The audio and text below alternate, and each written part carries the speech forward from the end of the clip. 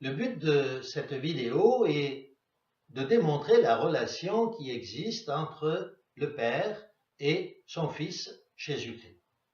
Certains ont entendu dire que le Fils, Jésus, est un archange qui est descendu du ciel et qui est venu en tant qu'homme sur la terre et, nous disent-ils, comme l'homme le plus parfait ou l'homme le plus grand enseignant de tous les temps. Quelle est donc la relation entre le Père et le Fils? Une deuxième vidéo prouvera ensuite par une série de textes bibliques la réalité de la parole de Dieu sur les questions de la manifestation de Dieu et de la relation entre le Père et le Fils. Peut-être avez-vous entendu dire par certains mouvements religieux, que le Fils est une créature de Dieu, comme nous le disions, un archange. Et comme argumentation, ils nous disent, si vous avez un Dieu le Père et un Dieu le Fils, vous avez donc en réalité deux dieux. 1 plus 1 égale 2, nous disent-ils, et ils nous citent pour cela une formule mathématique. Mais peut-on réellement dire cela de Dieu? Dieu est-il un être comme vous et moi?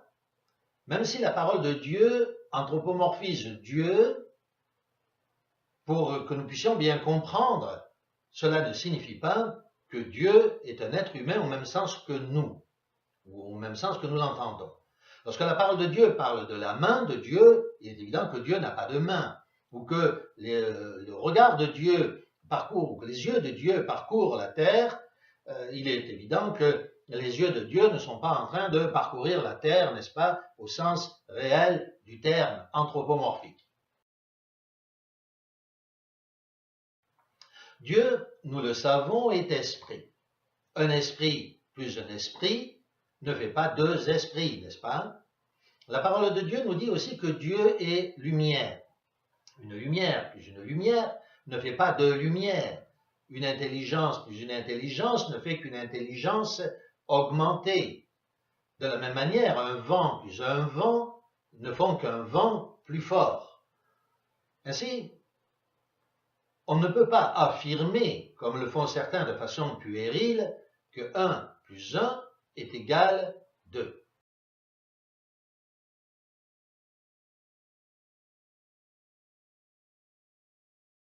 En effet, certains nous disent là encore que Dieu se tiendrait au centre de l'univers et que de là, il enverrait son esprit jusqu'aux confins de l'univers.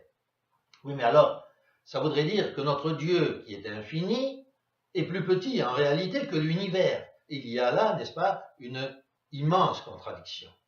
Salomon lui-même nous dit dans sa sagesse que les cieux des cieux, c'est-à-dire non pas seulement nos cieux, mais les cieux qui englobent l'univers, ne sauraient contenir Dieu. Ainsi, oui, Dieu est réellement infini. Il est immense. Et quand nous disons infini, cela signifie donc plus grand que l'univers. Nous ne pouvons pas nous retrouver donc avec un Dieu plus un autre Dieu si notre Dieu est infini. Comment saurait-il supporter deux dieux? Si un récipient est totalement plein, on ne peut rien y ajouter. Jésus lui-même, n'est-ce pas, explique qu'il est dans le sein du Père. Mais dans le sein du Père. Si un vent est dans le sens d'un vent, dans le sein d'un vent, nous avons un grand vent et un petit vent qui est à l'intérieur, et nous nous retrouvons tout simplement avec un vent englobé dans un autre vent. Prenez, premier exemple, celui du soleil. Alors vous me direz, pourquoi prendre l'exemple du soleil? Eh bien, je vous propose tout d'abord un texte de l'Écriture sainte qui expliquera mon propos et le pourquoi je prends un élément matériel pour démontrer un élément immatériel. Le texte de Romains au chapitre 1er, verset 18, que nous citons abondamment dans d'autres contextes, dit ceci. En effet, la colère de Dieu se révèle du haut du ciel contre toute impiété et toute injustice des hommes qui tiennent la vérité captive dans l'injustice. Car ce qu'on peut connaître de Dieu est pour eux manifeste. Dieu, en effet, le leur a manifesté. Ce qu'il y a d'invisible depuis la création du monde se laisse voir à l'intelligence à travers ses œuvres, son éternelle puissance et sa divinité, en sorte qu'ils sont inexcusables. En effet, c'est à travers les choses matérielles que l'on peut voir la toute-puissance de notre Dieu, qu'on peut arriver à le comprendre. Et donc nous allons nous servir de quelques-uns de ces éléments pour vous démontrer que Dieu peut être plusieurs, tout en étant un. Donc, premier exemple, vous disais-je, celui du soleil. Avez-vous vu le soleil aujourd'hui? Peut-être, n'est-ce pas? Si la journée a été belle, s'il n'y a pas de nuages dans le ciel, et que quelqu'un vous pose cette question, vous répondrez assurément, oui, il fait beau aujourd'hui, j'ai vu le soleil. Eh bien, je vous répondrai que dans l'absolu, cette réponse est absolument fausse. Vous ne pouvez voir le soleil et vivre. Nul ne peut voir le soleil et vivre. Vous comprenez que nul aussi, nous dit l'Écriture, ne peut voir Dieu et vivre. Le soleil est en effet 1 million de fois plus gros que la Terre. Comment pourriez-vous voir quelque chose qui est 1 million de fois plus gros que la Terre? Et vous le savez, n'est-ce pas? Plus vous allez vous approcher du soleil, et moins vous allez le voir, parce que plus il va grossir en face de vous. Ainsi, on ne peut pas s'approcher du soleil pour le voir, lui, réellement. Ce que vous voyez dans le ciel, c'est un disque solaire qui représente, on va dire comme cela au bas mot, à vue d'œil, environ 60 cm de diamètre. Et ce disque solaire que vous voyez dans le ciel, vous dites, c'est le soleil. Et vous avez raison, n'est-ce pas? À la fois vous avez raison, et à la fois, physiquement, c'est faux. En effet, le soleil, je dirais le Père, n'est-ce pas? Entre guillemets, ce n'est qu'une image, mais c'est aussi une réalité. Ce soleil, donc, qui fait 1 million de fois plus gros que la Terre, est réduit pour que vous puissiez le voir à un disque d'environ 60 cm de diamètre. Allons un petit peu plus loin. Vous le savez, vous l'avez appris à l'école ou à l'université, la lumière se déplace à 300 000 km à la seconde. C'est-à-dire que le disque solaire que vous voyez dans le ciel et qui fait environ 60 cm à vue d'œil de diamètre, cela fait 8 minutes qu'il a quitté le soleil. Au moment où vous le voyez, au moment où ce disque solaire touche vos yeux, cela fait 8 minutes qu'il a quitté le soleil. Entre-temps, donc, pendant ces 8 minutes, le soleil s'est complètement modifié.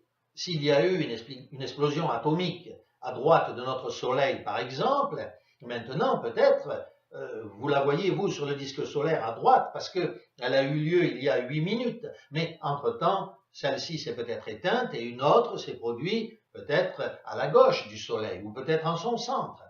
Ainsi, il y a à la fois une différence entre le soleil père, n'est-ce pas, qui se trouve à l'arrière, et le soleil qui est engendré en permanence par le disque solaire, et dont vous pouvez maintenant voir le disque. À la fois, ils sont séparés, et à la fois, ils sont complètement unis. Et je dirais même, en fait, que le disque solaire, le Fils, celui que vous voyez dans le ciel, est engendré en permanence. Il n'a pas été engendré une fois, il est engendré en permanence. Allons plus loin dans notre raisonnement. Supposons que vous vous trouviez en Afrique et que, en plein été, le soleil soit couvert et qu'une masse nuageuse légère vous cache le soleil. Et puis, vous êtes sur un banc, vous vous reposez, vous êtes peut-être en short, n'est-ce pas, avec un t-shirt, et un médecin africain ou un Africain passe par là et il vous dit, faites attention, le soleil en Afrique est très dangereux, ne restez pas comme cela. Vous ne l'écoutez pas. et vous restez. Puis lorsque vous revenez, vous avez les jambes brûlées, les bras brûlés. Si quelqu'un vous dit, vous avez pris un coup de soleil, lui répondriez-vous en disant, mais non, il n'y a pas de soleil, je n'ai pas pu prendre un coup de soleil, on ne voit pas le soleil. Vous ne direz pas, j'ai pris un coup de rayon, vous direz, j'ai bien pris un coup de soleil. Et si vous allez voir le médecin vous dira, oui, mon ami, vous avez pris un coup de soleil très sérieux et il faut traiter avec des médicaments appropriés ce coup de soleil. Le soleil n'était pas là, et pourtant son rayonnement, le rayonnement solaire, a percé les nuages et il vous a brûlé. Nous avons ici dans cette simple image, qui n'est que de la physique, mais qui est une réalité, à la fois une réalité que nous côtoyons tous les jours, que les humains, l'humanité côtoie tous les jours, à savoir que nous avons un soleil 1 million de fois plus gros que la Terre, que nul ne peut voir ni contempler, un fils du soleil de 60 cm que nous pouvons voir dans le ciel, à travers lequel nous pouvons voir le Père Soleil. Il serait stupide en même temps, n'est-ce pas, de dire « je vais faire le tour de ce disque solaire parce que je veux voir le Père directement ». Il est absolument impossible de voir le Père Soleil si l'on n'est pas passé par le Fils Soleil. Les mots, je le répète, ne sont que des images, mais la réalité, elle, est vraie. Et de la même manière, nous l'avons démontré, nous avons le rayonnement. Le rayonnement que l'on peut comparer au Saint-Esprit. Nous avons donc le Père, le Fils et l'Esprit du Soleil, le rayonnement solaire. Voilà 3 manifestations du Soleil qui nous permettent de comprendre que dans la nature elle-même, on trouve 3 éléments réunis en un seul, qui ont des fonctions ou des manifestations différentes, mais qui sont le même soleil. On ne pourrait pas dire, n'est-ce pas, de façon stupide, nous avons un soleil Père plus un soleil Fils, nous avons 2 soleils, et nous avons l'Esprit Saint, 3 soleils. Non, non, nous n'avons qu'un soleil.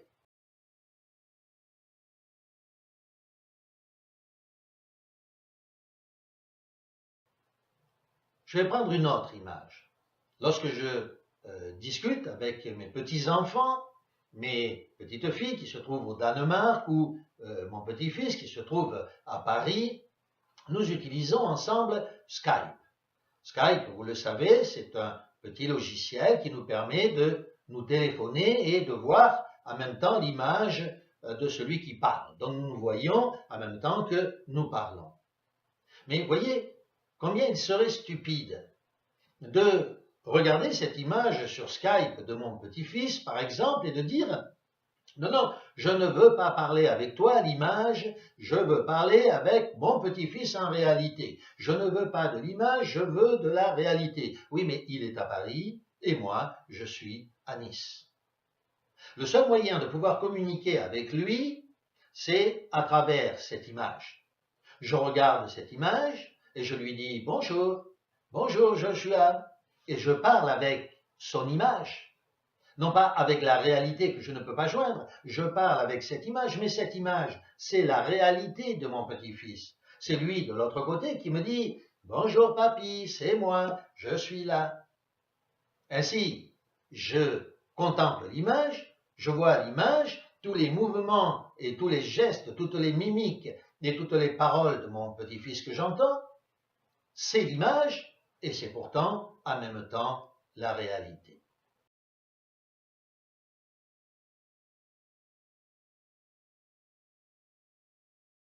Jésus est l'échantillon du Père.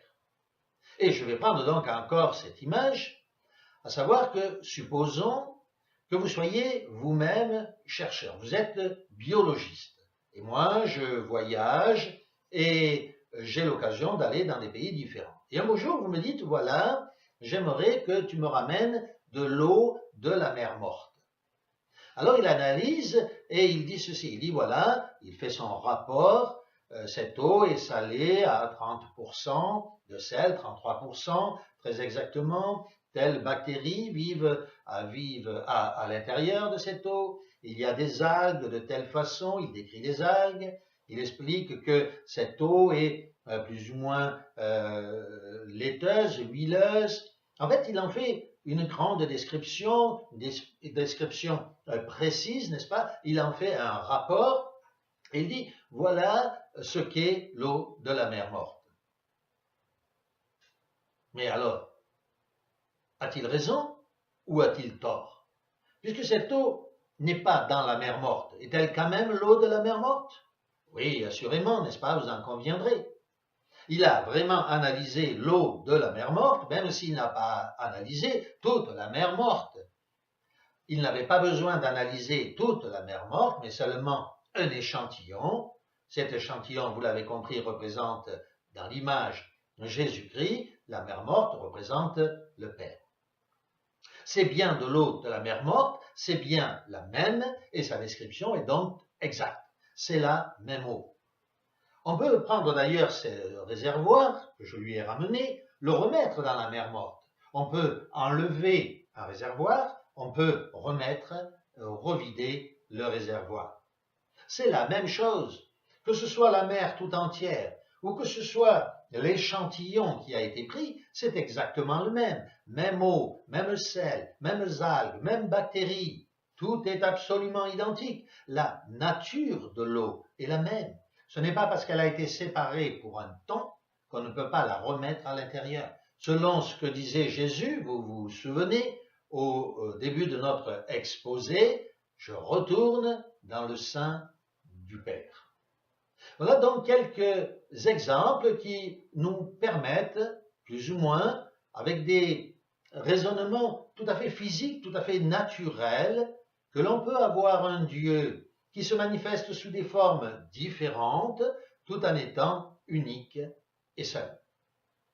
Eh bien, la prochaine fois, à l'aide de la prochaine vidéo, nous essaierons de vous démontrer que c'est bel et bien le cas, Bible en main, notre Dieu est un Dieu unique qui se manifeste sous des formes tout à fait différentes.